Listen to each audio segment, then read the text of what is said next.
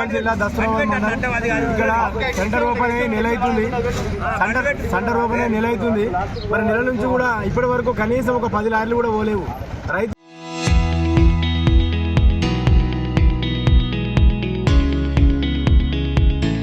ఇప్పటికీ 50 లారీల సరిపడే ధాన్యాన్ని అక్కడ కుప్పపోసి 3 సార్లు వర్షం వచ్చింది. 3 సార్లు కూడా నానినాయి. మా గూడ సంచులు లేవు కనీసం కూడా. ఇప్పుడు 5 లారీలు సరిపడా ధాన్యం కాంటాయి ఉన్నాయి. కనీసం లారీ పంపమంటే ఏ ఆఫీసర్ కూడా స్పందిస్తలేరు మాకు. మేము ఒక్క లారీ ఇప్పటి వరకు ఇంత నెల అవుతున్న కాంట్రాక్ట్ని కనీసం కూడా 2 లారీలు కూడా 4 లారీలు కూడా పంపలేదు ఇప్పటి వరకు కూడా. మేము ఎన్నిసార్లు ఆఫీసర్లు చుట్టూ తిరిగినా కానీ మీకు ఇప్పుడు పంపుతాం అప్పుడు పంపుతాం అని చెప్పేసి అంటుండ్రు. మరి వారు చెప్పిన కాడికే 43 జోక్కున్నారు. అయినా కానీ రైతు భరిస్తుండ్రు. మళ్ళీ లారీలకు 2 రూపాయలు అని చెప్పేసి అట్లా కూడా వసూలు చేస్తా అంటే అట్లా కూడా రైతులు ఇష్టానికి ముందుకు వచ్చింది. అయినా కానీ ఇంత దోపిడీ జరిగినా కూడా ఒక్క లారీని కూడా కనీసం ఇక్కడ ఏపీఎం గారు ఉన్నారు. ఏపీఎం గారు చుట్టూ రోజు రైతులు మేమంతా పోయి మొత్తుకున్నా కూడా కనీసం స్పందన లేదు. ఒక ఎంఆర్ గారు స్పందన లేదు.